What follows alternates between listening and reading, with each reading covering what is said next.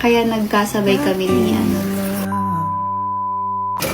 Kaya nakapag-MA ako nakapag-MA ako after agad ng exam ko, board exam. Hindi pa lumalabas yung board exam, nag-MA na ako agad. Kasi inaral ko na yan. So, kailangan meron ka ng units para kapag nagturo ka, 1 to 2 years lang, pwede ka nang magparang, ganyan, para tumaas yung posisyon mo. After agad ng ng board exam, di ko alam kung papasa ako eh. Nag-MA na ako agad kasi I have my own money naman. Tapos every lang yung pasok din, Saturday. So, ayun. Tapos nung